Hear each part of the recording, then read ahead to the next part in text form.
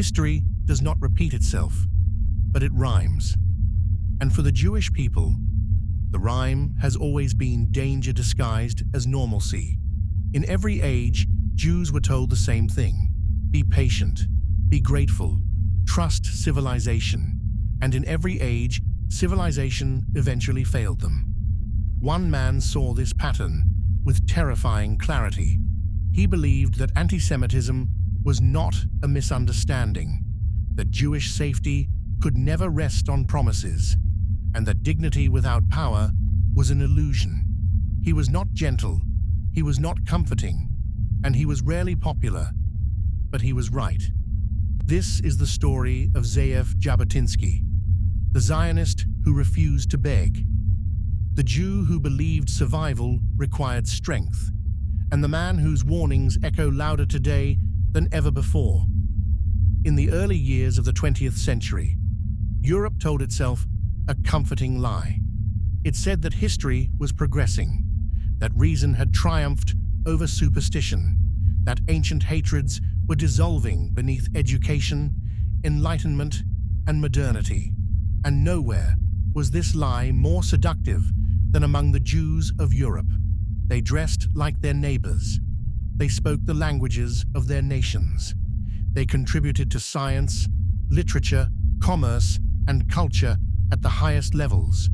Many believed the long nightmare was over, but one man would come to understand, long before most, that the nightmare had only changed its face. At the turn of the century, Jewish life in Europe existed in a state of contradiction. In the salons of Vienna and Paris, Jews debated philosophy and politics. In the universities of Berlin and Odessa, Jewish students excelled. In Russia, millions of Jews clung to the hope that reform, revolution, or assimilation might finally grant them safety. But beneath the surface, something darker stirred. Antisemitism had not vanished. It had modernized. No longer only mobs and medieval slurs. Now it appeared as science, as nationalism, as respectable opinion. Jews were accused of controlling banks, corrupting culture, undermining nations. They were blamed for capitalism and socialism, often simultaneously. And whenever a society faltered, Jews were never far from the list of culprits. For many Jews, the solution seemed obvious: blend in further. For Jabotinsky, this was a fatal misunderstanding. Ze'ev Jabotinsky was born in 1880 in the cosmopolitan port city of Odessa, part of the Russian Empire. Odessa was no shtetl. It was vibrant, cultured, multilingual, a place where Jews could imagine themselves as full participants in modern life. Jabotinsky grew up brilliant, charismatic, and gifted with language. He would eventually master more than 10 languages, becoming a journalist, poet, translator, and public intellectual. At first glance, he looked like the perfect product of Jewish assimilation. But Odessa was also a place of brutal awakening, because Odessa, like the rest of the Russian Empire, could turn on its Jews in an instant. In Tsarist Russia, Jews lived under constant pressure: legal restrictions, economic limitations, periodic eruptions of violence. These eruptions had a name: pogroms. Entire Jewish neighborhoods could be looted, burned, and murdered, often with the tacit approval or outright encouragement of authorities. And then came Kishinev, 1903, a pogrom so savage, so shocking, that it reverberated across the Jewish world. Men beaten to death, women violated, children slaughtered, homes destroyed while police looked on. For Jabotinsky, Kishinev was not just a tragedy, it was a revelation. Kishinev shattered the belief that Jews could rely on morality, progress, or goodwill for survival. Jabotinsky understood something others resisted. No society protects Jews when it turns against them. Not Russia, not France, not Germany, not any nation intoxicated by nationalism or crisis. Antisemitism was not an accident of backward societies. It was a recurring human phenomenon, adaptable, resilient, and deadly. And therefore, Jewish survival could never depend on promises. It had to depend on power. A revolutionary idea, Jewish honor. This was Jabotinsky's radical contribution. Not socialism, not religion, not utopian coexistence, but Jewish dignity backed by force. He believed Jews had internalized centuries of powerlessness, that they had been conditioned to endure humiliation, hoping others would intervene. Jabotinsky rejected this entirely. He believed that honor was not symbolic. It was strategic. A people unwilling to defend itself invites destruction. A people capable of defending itself commands respect, even from enemies. This idea would define his life, and it would put him on a collision course with much of the Jewish leadership of his time. Enter Theodor Herzl. To understand Jabotinsky, we must understand Theodor Herzl. Herzl, the father of political Zionism, had diagnosed the Jewish problem with brutal clarity. Antisemitism is permanent. Assimilation will fail. The Jews need a state. On this, Jabotinsky agreed completely. But where Herzl believed diplomacy could persuade the world, Jabotinsky saw something colder. Nations respect strength, not moral appeals. Jabotinsky admired Herzl, but believed his methods were insufficient for the world Jews actually lived in. By the early 20th century, Zionism was splitting into camps. One camp believed history could be negotiated. The other believed history had to be confronted. Jabotinsky stood firmly in the second. He saw Arab opposition to Jewish settlement not as misunderstanding, but as inevitable resistance. Not evil, not irrational, simply human. No people, he argued, willingly accepts displacement, even partial, without force. This insight would later crystallize into his most famous doctrine. But first, history would give him a proving ground. When World War I erupted, Jabotinsky saw opportunity where others saw chaos. Empires were collapsing. Borders were dissolving.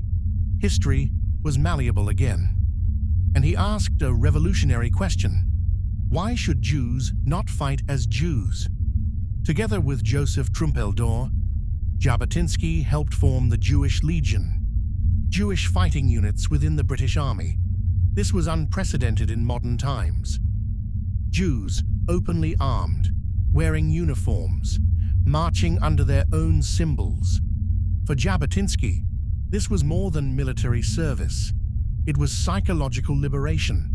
For centuries, Jews had been seen, and often saw themselves, as passive victims of history. Jabotinsky wanted to erase that image permanently. He wanted a Jew who stood upright, who fought back, who understood that survival was not granted, it was seized. This was the birth of Jewish self-defense as ideology, not emergency reaction, and it terrified many. Ironically, some of Jabotinsky's fiercest opposition came from other Jews. Many feared that militancy would provoke antisemitism. Others believed socialism, not nationalism, was the future. Some clung desperately to the hope that Europe would not betray them again. Jabotinsky saw this as tragic self-deception, and history, he warned, would be merciless to illusions. By the end of World War I, Ze'ev Jabotinsky was no longer merely a writer or intellectual. He was becoming something far more dangerous, a prophet of realism, a nationalist without apology, a Jew who believed survival required strength, not sympathy. And in the decades to come, as Europe descended into its darkest hour, the world would learn just how right he was. History is often cruel to those who see too clearly. They are called pessimists, warmongers, extremists, but sometimes clarity looks like cruelty only because truth is uncomfortable. Ze'ev Jabotinsky understood this better than most, and nowhere did his clarity provoke more outrage or prove more enduring than in an essay he wrote in 1923, an essay called The Iron Wall. After World War I, the world rearranged itself. Empires collapsed. New nations emerged. The British Empire inherited control of Palestine under the League of Nations mandate. For many Zionists, this felt like a breakthrough. The Balfour Declaration had promised a Jewish national home. Jewish immigration increased. Settlements expanded. There was optimism, especially among Zionist leaders who believed coexistence could be negotiated through goodwill and gradualism. Jabotinsky was not among them. Jabotinsky began from a simple, unsentimental premise. No people voluntarily agrees to become a minority in its own land. This was not a moral judgment. It was a statement of human nature. He argued that Arab resistance to Zionism was not caused by misunderstanding, propaganda, or poor diplomacy, but by the same instinct that drives all peoples to resist displacement. And therefore, appeals to fairness or fraternity would fail, not because Arabs were uniquely hostile, but because any people would react the same way. This honesty made him radioactive. Jabotinsky's argument was stark. Jewish settlement could only succeed behind an iron wall of Jewish strength, a wall so solid that opposition would eventually accept it as unbreakable. Only after this acceptance, he believed, could genuine compromise and coexistence emerge, not before. Strength first, negotiation later. Anything else, he warned, was fantasy. Many Zionist leaders recoiled. They feared Jabotinsky's language would provoke Arab hostility, undermine British support, and confirm anti-Semitic stereotypes.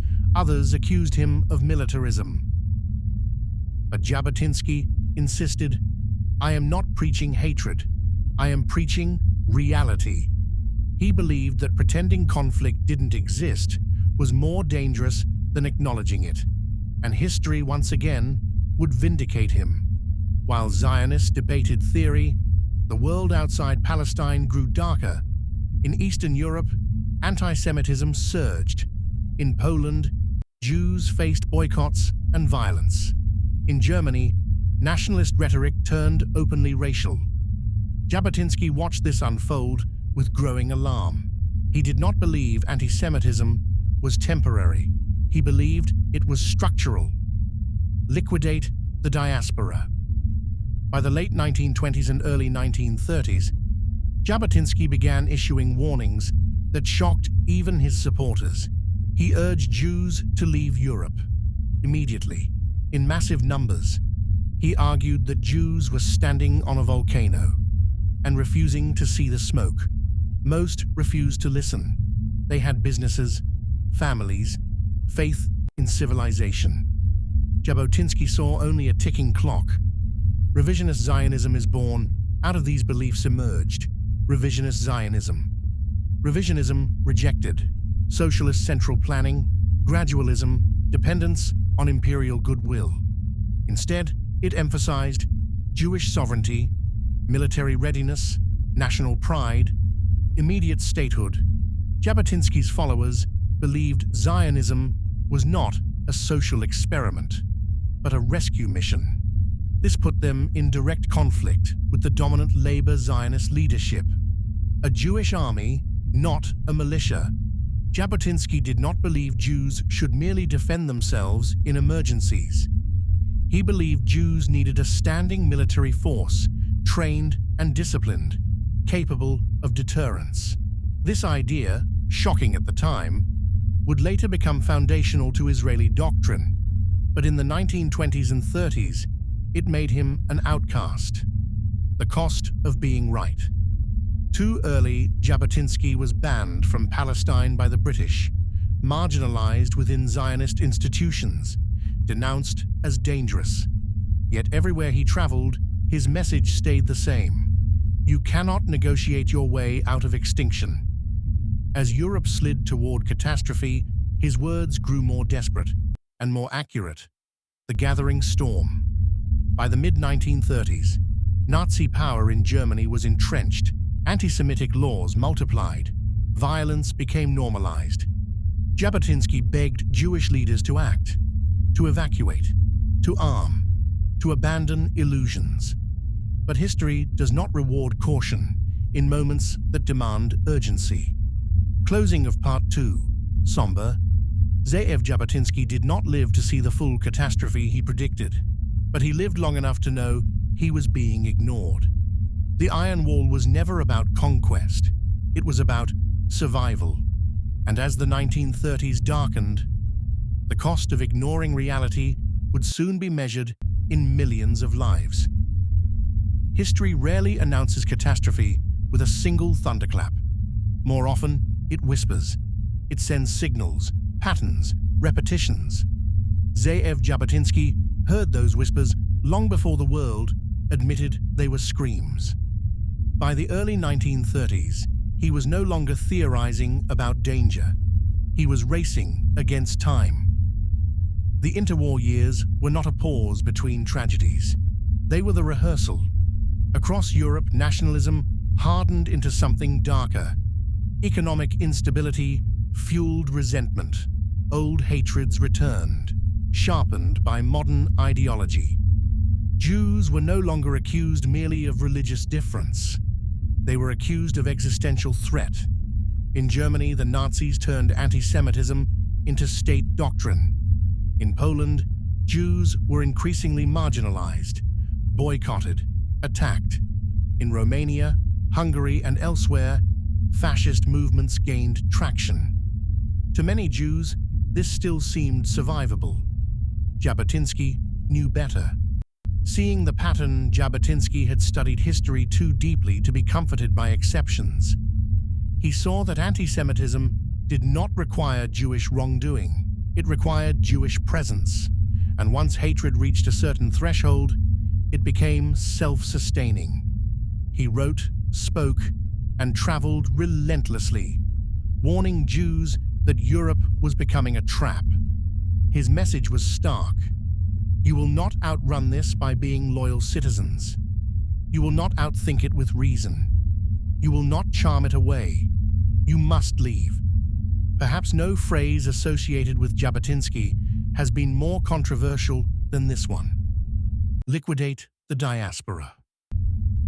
His critics called it extreme, cruel, even heartless. But Jabotinsky did not mean erasing Jewish culture or identity. He meant something far more literal. He meant evacuation. He meant saving lives. By the mid-1930s, Jabotinsky proposed mass immigration plans for Jews from Eastern Europe, particularly Poland, home to millions of Jews. He envisioned organized departures, international pressure, and immediate settlement in Palestine, not as ideology, as emergency response. He argued that Zionism had stopped being a philosophical movement. It had become a lifeboat, and lifeboats don't wait for consensus. The tragedy is not that Jabotinsky was ignored. It's why. Many Jews believed Europe had reached a moral breaking point it would not cross again. Others feared economic ruin if they left. Some trusted assimilation. Some trusted socialism. Some trusted God. Most trusted normalcy. Jabotinsky saw normalcy as the most dangerous illusion of all. Within Zionist institutions, Jabotinsky was increasingly isolated. Labor Zionists accused him of panic-mongering. British authorities viewed him as destabilizing. Even sympathetic Jews found his urgency uncomfortable. He was asking people to abandon everything they knew. He was asking them to believe that the unthinkable was inevitable. History would prove him right, but not in time. As Jewish danger escalated, British policy hardened. The 1939 White Paper effectively closed Palestine to Jewish immigration, even as Europe burned. To Jabotinsky, this was catastrophic. The very power entrusted with protecting Jewish national aspirations was now sealing the exits. Millions of Jews were being trapped, legally, deliberately. Jabotinsky did not soften his language. He accused Britain of historic betrayal. He accused Zionist leaders of fatal complacency. He accused Jewish elites of choosing respectability over survival. He was not trying to win arguments. He was trying to save lives. As violence increased in Palestine during the Arab Revolt of the late 1930s, Jabotinsky doubled down on his core belief. Jews must never again be helpless. He supported Jewish underground defense groups and rejected the idea that restraint would earn goodwill. To him, restraint without deterrence was suicide. The lesson of Europe was unmistakable. By the end of the 1930s, Jabotinsky was physically worn. He lived in exile, banned from Palestine, marginalized by institutions he had helped shape. He watched from afar as Europe collapsed into horror. He knew what was coming, and he knew he would not be there to stop it. In 1940, Ze'ev Jabotinsky died suddenly in New York at the age of 59. He did not live to see Auschwitz, or Treblinka, or the gas chambers, but he did not need to. He had already seen enough. He died knowing that the warnings he had shouted for decades had gone unheeded, and that the price would be unimaginable. Within 5 years of his death, 6 million Jews were murdered, entire communities erased, languages silenced, centuries extinguished. The diaspora Jabotinsky had begged Jews to leave was annihilated, not because Jews were wrong, but because they were defenseless. Ze'ev Jabotinsky was not a prophet because he predicted catastrophe. He was a prophet because he understood human nature and refused to lie about it. He believed Jews deserved more than survival. They deserved sovereignty, dignity, strength. And although he did not live to see it, his ideas would rise from the ashes of history and help shape a Jewish state that would never again beg for permission to exist. History has a cruel habit. It silences its realists first, then builds monuments to their ideas later. Ze'ev Jabotinsky did not live to see the Jewish state he demanded. He did not witness independence. He did not see an Israeli army march openly beneath its own flag. But when the State of Israel was born, in 1948, it carried more of Jabotinsky's DNA than many were willing to admit. The Holocaust did what decades of argument could not. It erased illusions.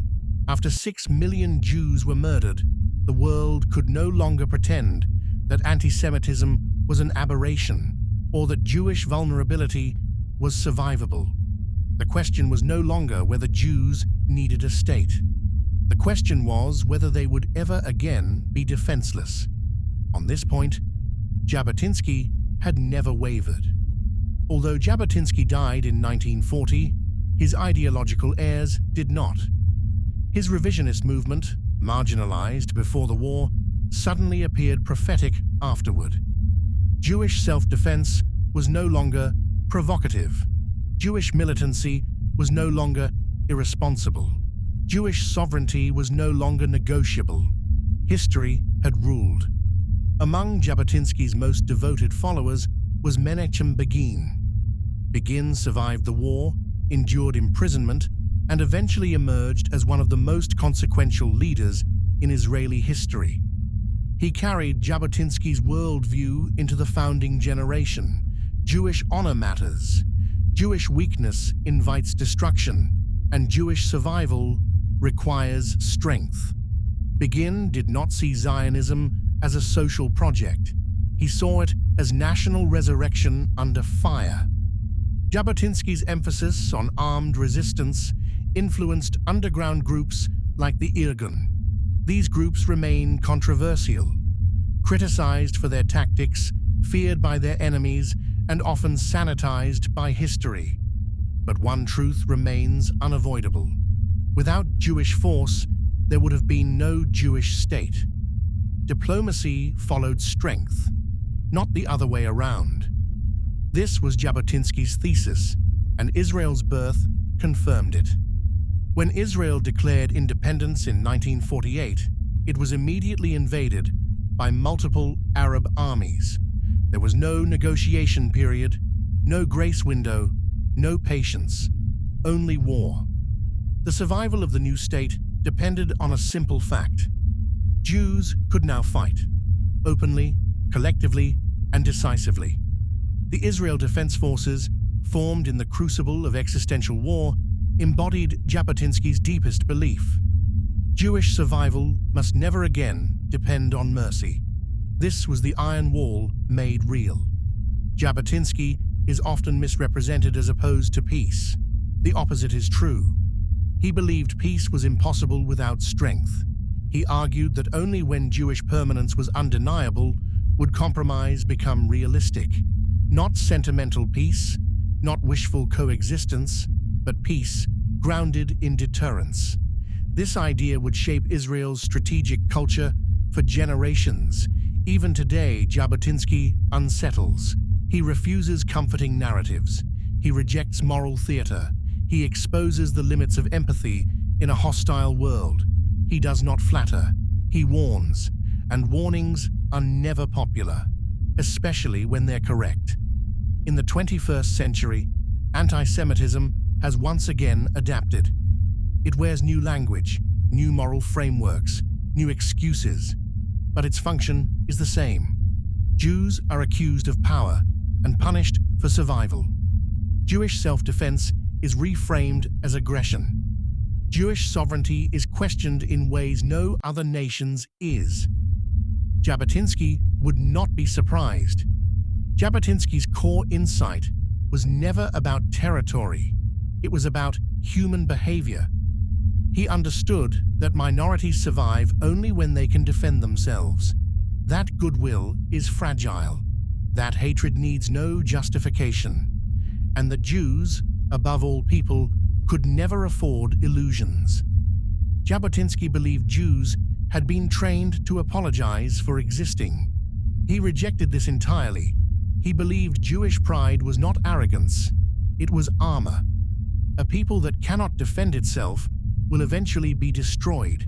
A people that can defend itself is finally free. In a world where anti-Semitism resurges under new banners, where Jews are once again told to be quieter, softer, less visible, Jabotinsky's message cuts through the noise. Never outsource your survival. Never confuse morality with weakness. Never surrender strength for approval.